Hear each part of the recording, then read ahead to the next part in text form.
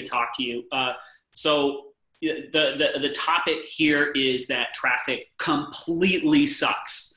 And in the Bay Area, we've got, I think there was just a study published just about a couple of months ago, 7th worst in the nation. California's GHG emissions overall comprise about 40% from the transportation sector, and most of that is coming from cars.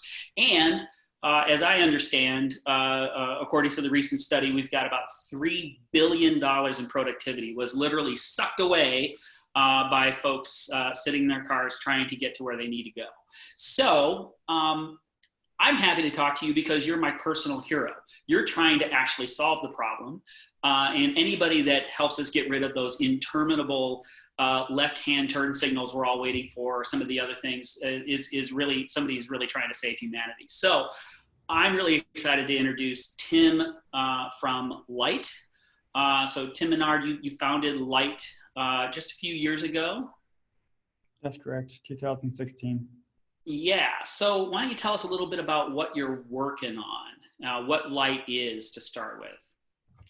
Sure, so to jump right into what LYT is on a mission to consolidate all of the mobility options and mobility data that we have out there today, break down silos, and kind of democratize how we exchange information with one another. So the biggest issue coming from automotive that I saw working on connected vehicles and vehicle electronics and autonomous systems was that we had so much perspective on the car needs to continue to consume information, and that's the only thing that matters on the road. And I think we all kind of take this for granted, is when we drive on the road, it's all about our drive, our journey. Wade's a perfect example of trying to game the system to grab a couple minutes back on our commute and beat traffic.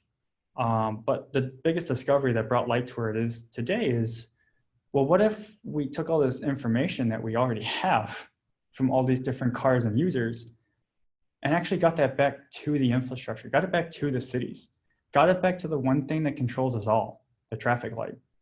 And that's where we saw that, well, we can solve everybody's dilemma and actually return like 30 to 40% of everybody's travel time back. And so that's like our huge motivation is, how do we empower public agencies with the same advancements that automotive has been seeing for years, but in a manner that they can have that's easy to use, flexible, and is quickly deployable and doesn't essentially cost them an arm and a leg, but allows them to move at a faster pace with ease. Right.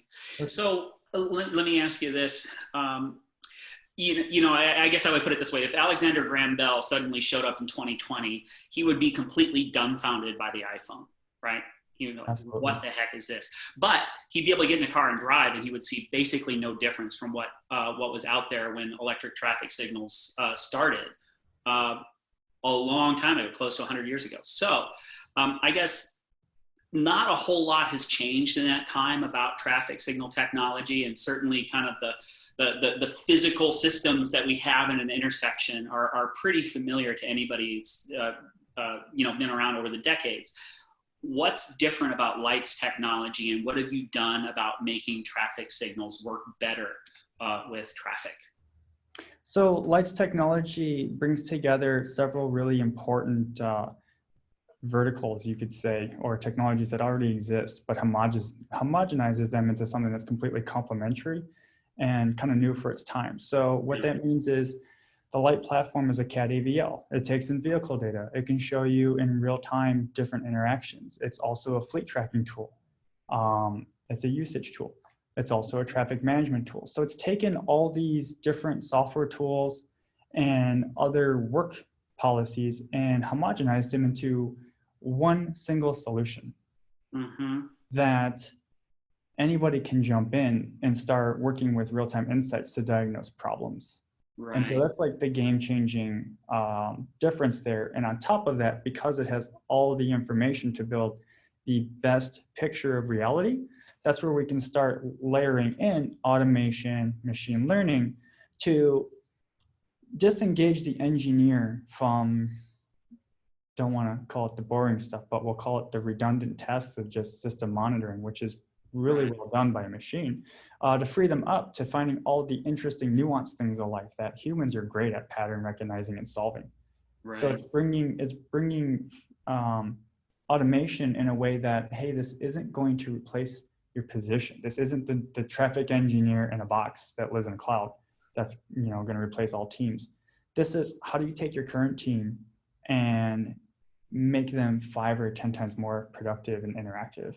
Right. So I mean, I'm excited that you've actually proven that this works. You've done recently you've wrapped up, I think, a pilot where you've done this with some 12, 15, 16 traffic lights. You want to kind of talk a little bit about that, what you did with the City of San Jose and the VTA?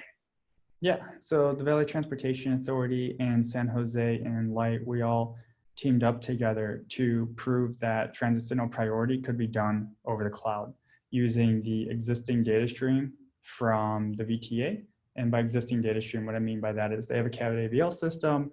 They currently monitor all of their 443 buses with cellular-based GPS.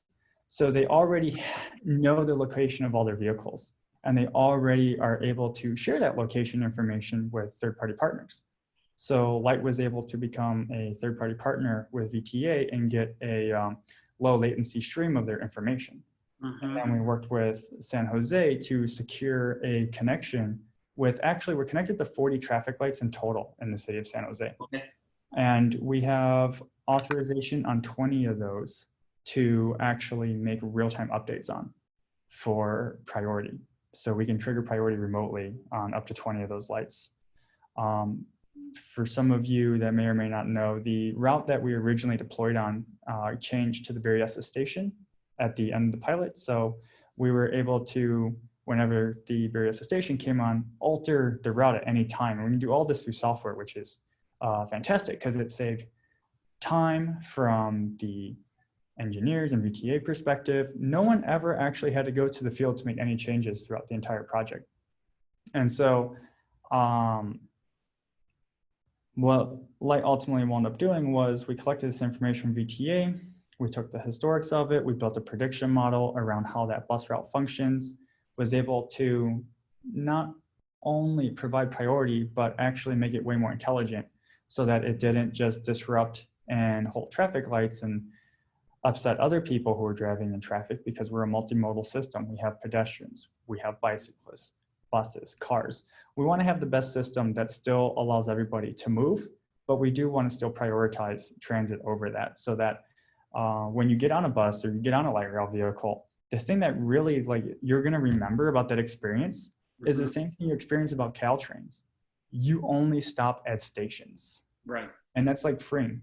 So that project went really well. We saw during busiest times and such about 20% improvement in the travel time for the bus route. And even though we were only on about 40% of the bus route, we actually were able to improve the entire bus route because of that significance in that corridor, in which the majority of the problem intersections were actually treated with our solution. Right. So by helping the traffic signals make little adjustments to allow the bus, as it's kind of approaching those intersections, kind of get through those intersections instead of needing to stop, or instead of disrupting things kind of too greatly, you're kind of smoothing traffic for everybody. Exactly. Right? Exactly. So we don't want to be a Rob Peter for Paul, because you're really not being totally exclusive. But what you can do is you can rethink the whole system. And this is only something you can do with big data, because it becomes what's known in engineering a system and controls problem. And the more you know about your system and the more you know how all the input and output comes out, you can start adjusting the system as a whole so that you don't get all these abrupt changes. And right now, today's technology is abrupt changes because the amount of detection distance is so small. We're talking 9 to 10 seconds. Right. 9 to 10 seconds driving on the road is not a far distance. Right, and that can actually disrupt the flow of traffic for the other side, where everything becomes uneven as they're crossing the other way, right? Exactly. And a perfect example of this is when we talk about preempting a traffic light for like a fire truck or emergency vehicle. And Sure. you're sitting there and the next thing you know, oh, what just happened? The light just completely changed. Or for railroads as well, like that train was known to be coming like an hour down the track. And then all of a sudden the light, is trying to change and all of a sudden, oh, there's a train. Like the problem with today's infrastructure is that it's still locally identifying problems within its small little vicinity of like 4 streets and a couple little sensors that might be within 300 feet of its radius. What LYT is working on is extending that view to the rest of the road network. Yeah. Which No, again just that's pretty saves amazing. everyone's problem. Yeah, so you've shown this works over a stretch of road. I think it would be great if you could maybe talk a little bit about some of your future plans for how you think we could apply this to really benefit folks that are wanting to use transit as an alternative and maybe smoothing traffic for the rest of us. So transit's the first case that we're definitely working with because transit services larger regions, larger communities. Our solution is built to be ubiquitous and be able to cross jurisdiction very easily.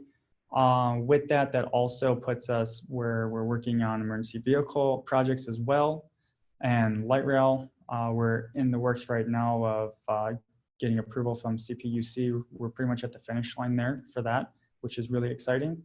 Mm-hmm. And we're working with some other communities in the Bay Area and in the Sacramento area to continue deploying the system. We've also added some new functionality to our portal, which is outside of transit, which focuses more on the traffic light. So real-time traffic monitoring, which is known as signal performance metrics.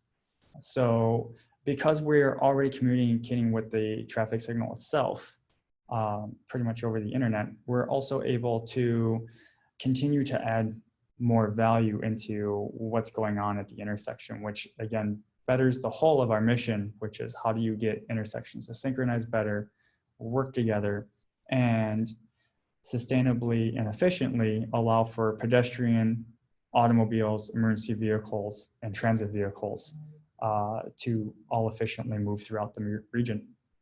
Right, so you're starting with trying to smooth traffic as it needs to be disrupted. Let's call it beneficial disruption, mm-hmm. And focusing on that. And the goal here is to have, the way I think about it is, it's almost like we're going back in time and creating hyper-intelligent intersections that are really kind of like a traffic cop that's helping move people around, but they happen to know what all the other traffic cops are thinking, and so they can get more efficient. This is a huge, huge problem. But if we're going to be moving people through and trying to recover, like we talked about, a $3 billion economic loss and the kind of time that we end up spending in traffic if we need to move in that mode, it's a huge benefit. I know that the economic loss doesn't somehow represent a direct payback to pay for the infrastructure, but the fact that we can start to show these things can work has got to get the attention of some folks, and we can look at some new approaches. Well, the fact is, we make intelligent transportation software because a city's success runs off their ability to have easy mobility. Yeah. Literally, a city's success flows with its traffic. So we're experiencing that right now just in the Bay Area to bring this even closer to home, right? The night and day difference in traffic between pre-COVID and post-COVID has reignited people's sense of community here in the Bay Area from, oh my God, this place is such a grind, high cost of living, high cost of travel, to now it's like, oh my God, you can go outside, you can ride your bike again, you can take a walk. You can get to places now in like sub 20 minutes. They used to take an hour. And this is the future we want to continue in as we continue to allow people to go back to work and address what does that new future look like. And this is a perfect time for now. We've been able to still work with some of our partners in being able to test some new things, because the roads in March, we had something in the traffic community that we've never had before, and that's actually perfect conditions. You can drive on a live public road at the speed limit and actually test in perfect conditions. Is this perfectly set up? Yep. And once you've tested perfect, the rest of the world is going to show you what reality is. And then you can start fine tuning from there. So a lot of things were able to be tested and verified as So right or thanks wrong. and I think that's a perfect way to wrap up this. So we call it 15-minute break. We do try to keep to that. But obviously I could talk with you about this for a long time. We could spend the rest of the day talking. Really appreciate everybody's attendance today. We've shared some information about Tim, about LYT, and about the project. We would absolutely love to talk to you again about future progress here. And thanks for everything you're doing now.